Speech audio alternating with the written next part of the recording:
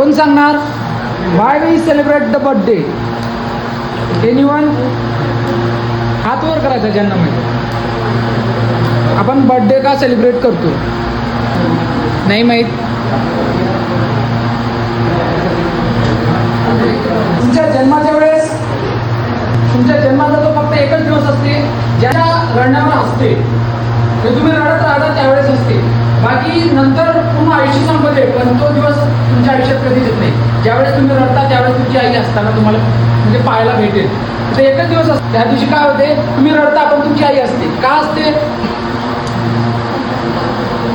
कारण तुम्हाला 9 महिने तिनं तिच्या उदरामध्ये संगोपन केलेलं असते. तुम्हाला पाहत पण नाही त्यावेळेसपासून ते तुमच्यावर प्रेम करायला सुरुवात करते. येतात तर आईला आनंद होते, तुम्ही रडता तरी पण आनंद होते. तुम्ही रडत असता.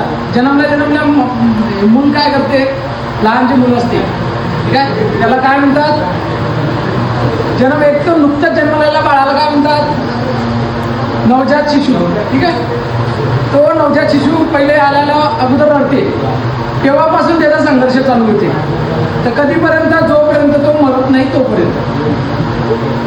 तर विचार करा, तुमची आई तुम्हाला न पाहता 9 महिने तुमच्यावर प्रेम करते, म्हणजे तुम्हाला पाहत पण नाही. ती पाहते केव्हा? ज्यावेळेस तुम्ही बाहेर येता त्यावेळेस. आता टेक्नॉलॉजी आहे, पण तरी पण तुमचा चेहरा नाही पाहू शकत. तर तशी पण बंदी आहे त्याच्यावर. तरी पण तुमच्यावर प्रेम करते तुमची आई, तुम्हाला पाहत नाही. तुमचं कर्तव्य बनते. जी व्यक्ती तुमच्यावर न पाहता एवढं प्रेम करू शकते, तर तुम्हाला उपकाराची एक संधी भेटते, उपकार फेडण्याची एक संधी भेटते. तुम्ही या पृथ्वीवर येता. जीवन एकदाच आहे. सर्वांनी 2च गोष्टी सांगतो, जर तुम्ही घेऊन गेले तर खूप काही भेटल. जीवन लाईफ फक्त एकच वेळा भेटते. ही लाईफ तुम्हाला एक चमकून कशी जायची आहे, म्हणजे तुम्हाला ठरवायचं आहे. जीवन फक्त एकदाच भेटते, इथं वन्स मोर नसतो. त्याच्यामुळे जीवनात आलं तर एकदा असं चमका की जीवनभर तुम्ही गेले तरी तुम्ही अजरामर होऊन जाल. म्हणजे तुम्ही कीर्ती अशी बनवायची, असं उदाहरण एक मिसाल बनून जायचं. जीवन फक्त एकदाच आहे. Life is only one time. त्याच्यामुळे त्याची खूप रिस्पेक्ट करा. जीवनाची खूप रिस्पेक्ट करा. चुकीच्या मार्गावर जाऊ नका. त्याच्यानंतर चांगले नैतिक मूल्य जे शिकवले ते तुमच्यामध्ये रुजू करा. ते जर नैतिक मूल्य, तेवढे जरी नैतिक मूल्य असले, 50% जरी तुम्ही ते तुमच्यातनी अवगत केले, तर मी गॅरंटी देऊन सांगतो की तुम्ही ट्रान्सफॉर्म व्हाल. तुमच्यातनी क्रांती होईल. लाईफ फक्त जीवन एकदाच आहे. त्या जीवनाला तुम्हाला चमकदार कसं बनवायचं आहे, म्हणजे तुमचा प्रकाश असा असला पाहिजे. तुम्ही गेले, जोपर्यंत ही पृथ्वी आहे तोपर्यंत तुमचा प्रकाश संपला नाही पाहिजे. ते कितीही अंधार आला तरी त्या प्रकाशाला मिटवू शकले नाही पाहिजे. एवढा प्रकाश या पृथ्वीवर सोडून जायचा आहे. तुम्हाला त्याच्यासाठी काय करायचं आहे ते तुमच्या हातामध्ये. फक्त बोटावर मोजण्यासारखी व्यक्ती ते करून गेले. तुमच्याकडे संधी आहे, प्रत्येकाकडे संधी आहे. प्रत्येकाकडे तेवढा 1400-1450 ग्रॅमचा मेंदू आहे, तेवढेच 2 हात आहेत, तेवढेच 2 पाय आहेत, तेच 2 डोळे आहेत, तेच कान आहेत. 24 तासच वेळ आहे, पण ते चमकून गेले, आजही अमर होऊन गेले. Doctor Bhimrao Ramji Ambedkar, doctor APJ Abdul Kalam, कोणतेही उदाहरण घ्या, कोणतेही असू शकत नाही. त्याच्यामुळं सर्वांना शुभेच्छा देतो. आणि तुम्हाला जर समोरच्या याच्यामध्ये काही जरी प्रॉब्लेम आली, इथून आमची बदली जरी झाली, आम्ही गेलो तरी तुमच्या जीवनामध्ये फक्त भरतीच्या संदर्भात नाही, दुसरी कोणतीही जरी अडचण आली, समजा तुम्ही स्ट्रेसमध्ये गेले, कोणत्या संकटात अडकले, तरी तुम्हाला जर वाटलं की आता मी चुकीचा पाऊल उचलला पाहिजे, फक्त त्यावेळेस जर तुमच्या मनामध्ये असा विचार आला की नाही, माझ्याकडले सर्व ऑप्शन झाले, तुमच्यावर स्ट्रेस वाढला, तुमच्यावर एन्झायटी आली, डिप्रेशनमध्ये गेले, आता माझा शेवटचा ऑप्शन तेच आहे. तुम्हाला समजत आहे शेवटचं ऑप्शन म्हणजे काय? जर तुमच्याकडे शेवटचं ऑप्शन आलं तर फक्त जाता मला एक कॉल करतो. फक्त शेवटचा कॉल मला करतात. मी ट्रेनिंगवर होतो, 3:30 वाजता माझ्या मित्राचा फोन आला होता. 3:30 वाजता फोन आला. मी फोन जवळच ठेवला होता. पहिल्यांदा पायला ठेवून दिला. काय माहीत, मी 2 मिनिटानंतर पुन्हा उठलो आणि फोन त्याला परत केला. तो रडत होता. म्हणे रवी, आता शेवटचं बोलतो मी तुझ्यासोबत, याच्यानंतर तुम्हाला कधीच पास येईल. तो डिप्रेशनमध्ये गेला होता. कारण होतं UPSCची प्रिलिम्स काढली होती, मेन्सला तो थोड्याशा आहे ना कटला होता. सो एवढा डिप्रेशनमध्ये गेला. आई काय करते? आई दुसऱ्याच्या घरी भांडे घासते. नागपूरला रूम करून राहत होते, भांडे घासायचे काम करत होती त्याची आई. म्हणजे शिक्षकांनी पण खूप 1.5-2 लाख, दृष्टी माहिती आहे ना, दृष्टी, विकास दिवेकरजी सरांची, खूप एकदम गरीब, त्याला राहायला घर पण नाही आहे. त्यांना वडील नाही, तिची आई भांडे दुसऱ्याच्या घरी भांडे धुणं म्हणजे करून पैसे जमा करून मुलांना शिकवत होती. प्रिलियम्सची पहिल्याच अटेम्प्टमध्ये माझ्या जेवढी एज आहे, आत्ता तो 25 म्हणजे 26 पण कंप्लीट व्हायची, तो माझ्या जेवढा आहे. आम्ही सोबतच शिकलो, प्रिलियम्स काढली, मेन्स काढली, मेन्सला थोड्या मार्गाने गेला, एवढ्या डिप्रेशनमध्ये की त्याच्यातून बाहेरच नाही निघू शकला. तर शेवटी त्यावेळेस त्यांनी मला कॉल केला, असं साहेब मी आता तुम्ही मला याच्यानंतर पाचशे दिले. चुकीच्या व्यसनानं पण लागला होता तो.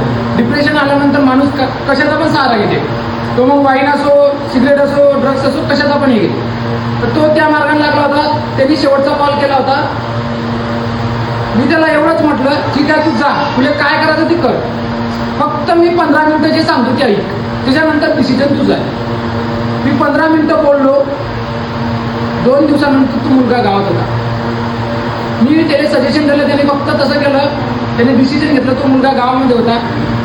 मी म्हटलं तसं केलं, शांतीने चांगलं थोडं सहवासात राहून, फॅमिलीच्या किंवा मित्रांच्या सहवासात राहून त्यांनी ते डिप्रेशन दूर केलं. डिप्रेशन दूर करून काय झालं, तो पुन्हा तयारीला लागला. आज तो गव्हर्नमेंट GMC नागपूरला आहे, गव्हर्नमेंट जॉबवर आहे आणि UPSCची पुन्हा प्रिपरेशन करत आहे. माझ्याच गावचा राहायला घर पण नाही त्याला, आत्ताही स्वतःच्या हक्काचं घर नाही, वडील पण नाही. त्याचा मोठा भाऊ पवन राठोड, जो आत्ता नागपूर पोलीस लागला, जे जुने आहेत त्यांना माहीत असेल, तुम्हाला बोलून पण दाखवलं होतं, तो त्याचा मोठा भाऊ आहे पवन राठोड. ओपनमध्ये लागला यावर्षी, ओपनमध्ये. मागच्या वर्षी 3 वर्षामध्ये कंटिन्युअसली कटला. मागच्या वर्षी एका मार्काने वेटिंग होता. यावर्षी रवी म्हणे करेल तर करेल, डायरेक्ट ओपनची शीट घेतली डायरेक्ट. 138 मार्क आहे, 93चा पेपर, 45चं ग्राउंड. जिद्द ठेवा, एक सिंगल चान्स, शेवटची चाबी पण तुमच्या आयुष्याचं कुलूप खोलू शकते. तो शेवटची संधी पण तुम्हाला कधी पण येऊ शकते, त्यामुळे होप सोडायची नाही. जब तक उम्मीद आहे तब तक सब कुछ मुमकिन आहे. उम्मीद सोडायची नाही. शेवटचा जर तुम्हाला वाटत असेल, जोपर्यंत तुमचा श्वास आहे तोपर्यंत सर्व काही शक्य आहे. तुम्ही विचार करू शकता, श्वास घेऊ शकता, ॲक्शन घेऊ शकता, एव्हरीथिंग इज पॉसिबल. कधीच गिवअप करायचं नाही, कधीच हार मानायची नाही. आणि एक तुम्ही नितीन बानपुडे पाटीलांना ओळखता, त्यांचं एक चांगलं वाक्य आहे. मी मॅरेथॉन जिंकलेल्या धावपटूला विचारलो की तुझ्या यशाचं रहस्य काय. 42 किलोमीटर कोणतीही असो, 50 किलोमीटर असो, कोणतीही मॅरेथॉन असो, 100 किलोमीटर असो, कोणतीही. त्याला विचारलं, त्यांनी एकच सांगितलं, यशाचं रहस्य दुसरं काहीच नाही, फक्त थांबायचं नाही. मी थांबलो नाही, त्यामुळे मी आज कंप्लीट केलो आणि आज मी विनर आहे. तुम्हाला पण थांबायचं नाही. फर्स्ट अटेम्प्ट असो, सेकंड असो, थर्ड असो, फोर्थ असो, कंटिन्युअसली तुम्हाला लागून राहायचं आहे. काय करत असते, नीती असो, तुम्ही देवाला मानता, नीतीला मानता, निसर्गाला मानता, कशाला मानता माहीत नाही, ज्याला पण मानत असेल, तुमचा संयम चेक केलं जाते. तुम्ही किती धैर्यवान आहात, तुमच्यात पेशन्स किती आहे. सरांचे भाऊ 10वी भरती 2016 पासून प्रिपरेशन चालू केली, 2026 वर्षी सिलेक्ट झाले. तर विचार करा त्यांची लेवल काय असणार. त्याच्यामुळं हार मानायची नाही. जे नवीन आहेत, पहिली भरती आहे, नाही झालं तर हे नाही करायचं, कंटिन्युअसली एफर्ट देत राहायचे. फक्त आपल्या चुका कुठे होत आहेत ते चुका कंटिन्युअसली दुसऱ्या वर्षी करायच्या नाही. As a same mistakes repeat करायचे नाही. आणि न रिपीट करता त्याच्यामध्ये आपल्याला सुधारणा काय करता येईल, त्याच्यामध्ये ॲड काय करता येईल ते फोकस ठेवून जसं जसं गायडन्स करा. तुमचे कोच असेल, तुम्हाला यूट्यूब आहे, तुम्हाला जिकडून पण ज्याही व्यक्तीकडून चांगलं मार्गदर्शन भेटते त्यांच्याकडून मार्गदर्शन घ्यायचं आणि आपल्या टार्गेटकडं प्रत्येक डेली एक एक पाऊल टाकायचं. तर प्रत्येक पाऊल तुमची मुवमेंट, एक मुवमेंट तुमची डेली तुमच्या टार्गेटकडे असली पाहिजे. तुम्हाला वाटलं पाहिजे की आज माझ्या ध्येयाकडे एक पाऊल पडला आहे, हे फील आलं पाहिजे. ज्यावेळी हे फील 100% सांगतो की ध्येय तुमचंच आहे. ते आतमधून एक हे असते, इन्स्टिंक्ट माहिती, इन्स्टिंक्ट आतमधून एक आवाज येते, नाही की यावर्षी माझं होणंच आहे. मला एक पूर्ण गॅरंटी होती की यावर्षी मी पहिलीच भरती दिली, पहिल्याच भरती सिलेक्ट होणार. मला आतमधून सांगत होते. इनर तुमची इन्स्टिंक्ट असते, तुम्ही काय म्हणते त्याला, आतमधली एक आत्म्याची आवाज येते होती आपली, स्वतःसोबत अंतरात्म्याची एक आवाज येते. ते स्वतःसोबत आपण जेव्हा कॉन्व्हर्सेशन करतो तेव्हा असं वाटतं की आपण एकटं नाही, कोणीतरी आपल्यासोबत बोलत आहे. ठीक आहे, त्याच्यामुळं तसं करा. खूप मेहनत करा, स्मार्ट मेहनत करा. आणि पुढं फक्त एवढंच सांगतो, चुकीच्या मार्गावर जाऊ नका. ठीक आहे, चुकीच्या मार्गावर जात सर्व काही करा. पहिले काय करा, तुमच्या आईवडिलांना तुमच्यावर गर्व वाटला पाहिजे असं काहीतरी करू नका. जोपर्यंत तुमचे आईवडील आहेत, तुमच्या डोळ्यासमोर नजरेत आहेत, तोपर्यंत तुम्हाला स्वतःला त्यांना वर्धित दाखवता यायला पाहिजे. तुमच्या अंगावर हळद पडायच्या पहिले गुलाल पाडता आला पाहिजे. त्याला समजायचं की ती पोरगी आहे झाशीची राणी. तेव्हाच समजायचं की ती पोरगी आहे. इकडं पण जोपर्यंत तुमचे मायबाप आहेत तोपर्यंत सक्सेस होऊन तुमचे आई वडील जर नसले तर तुम्ही ते सक्सेस कोणाला दाखवणार? तुमच्या आई वडिलांना जेवढा गर्व आणि जेवढा आनंद होतो या जगात कोणालाच होत नाही. त्याच्यामुळे तुमचं कर्तव्य आहे जोपर्यंत ते जिवंत आहे तोपर्यंत त्यांना तुम्हाला सक्सेस होताना दाखवायचं आहे. तुम्ही सक्सेस झाले आहे त्यांना प्राऊड फील करून दाखवायचं आहे. ठीक आहे, समजत आहे सर्वांना? ठीक आहे. आज तुम्ही गिफ्ट असो म्हणजे गिफ्ट तुम्ही दिलं नाही तर चालते, पण एवढंच सांगतो तुमच्याकडून गिफ्ट एकच पाहिजे. जेवढं तुमच्याकडून देता येईल अभ्यासामध्ये आणि फिजिकलला वेळ द्या. आणि जर गिफ्ट द्यायचं असेल तर यावर्षी सिलेक्ट करून टाका. तुम्हाला माझ्याकडून जे म्हणसाल ते गिफ्ट, पण यावर्षी वरतीवर दाखवा. मागच्या मुलांना पण तेच म्हणलं होतं. बड्डेला लास्ट टाईम आमचा बड्डे माझावाला बड्डे ग्राउंडवर बनवला होता. त्यावेळेस त्यांना तेवढंच सांगितलं होतं की जर तुम्ही मला हे जे काय फोटो वगैरे काय गिफ्ट देता हे गिफ्ट नको. तुमच्याकडून गिफ्ट काय पाहिजे की यावर्षी मला तुम्ही वर्दीत दिसले पाहिजे किंवा गव्हर्नमेंट जॉबवर दिसले पाहिजे. तुमच्या अंगावर गुलाल टाकण्याचा जो क्षण आहे तो आम्हाला उपभोगता आला पाहिजे किंवा अनुभवता यायला पाहिजे. हे तुम्हाला कार्य करून जायचं आहे. तेच समजायचं की तुमची गुरुदक्षिणा आहे. समजत आहे? ठीक आहे. पुन्हा सर्वांचं आपल्या YBR फॅमिलीचं खूप खूप धन्यवाद. तुम्ही एवढं प्रेम वगैरे दिलं त्याबद्दल तुमच्या सर्वांचा आभार. आणि तुम्हाला सर्वांना शुभेच्छा देतो आणि सर्वांना आशीर्वाद देतो की याच वर्षी तुमचं सिलेक्शन होईल. 100% होईल. फक्त तुम्हाला काय करायचं आहे तुम्हाला माहीत आहे. 10 वेळा सांगितलं 12 वेळा सांगितलं, फक्त इम्प्लिमेंटेशन करायचं आहे. अंमलबजावणी करा. जसं जसं सांगतो तसं तसं करा. फक्त डिस्ट्रॅक्शनला जायचं नाही. ओनली वन थिंग, एक त्याच्यामध्ये मोबाईल, दुसरं तुम्हाला चांगलं समजते काय सांगायचं आहे ते. ठीक आहे, तुम्ही तेवढे हुशार आहे. तुम्हाला सांगायची जरूरत नाही, इकडं पण सांगायची जरूरत नाही. पहिले सक्सेस घ्या, त्याच्यानंतर काय करायचं ते करा. पहिले अंगावर वरती घ्या, त्याच्यानंतर काय करायचं ते करा. तुम्हाला एक सिंपल एक्झाम्पल सांगतो.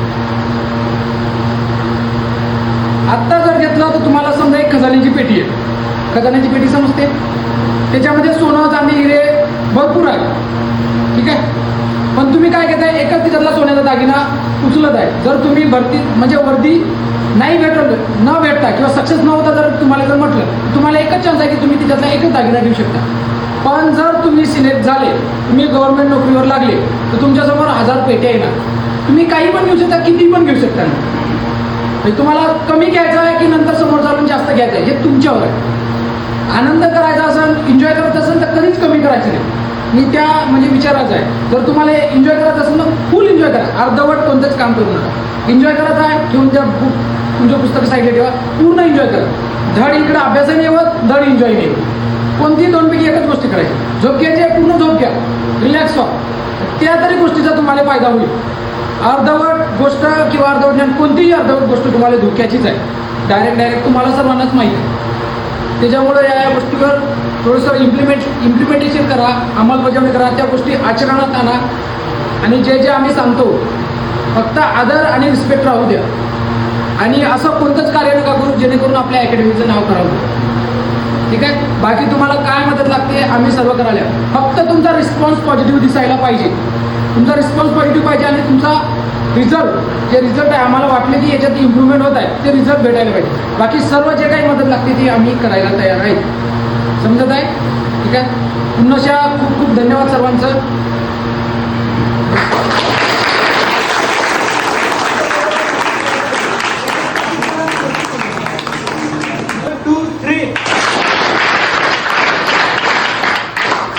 फक्त यासारखा चमकवता यायला पाहिजे, नाहीतर काही फायदा नाही. एकदा आले तर तुम्हाला कोणीतरी तुम्ही मेल्यानंतर 1000 साल तुम्ही जिवंत राहिले पाहिजे, तुमचे विचार जिवंत राहिले पाहिजे, अमर होऊन जायचं आहे.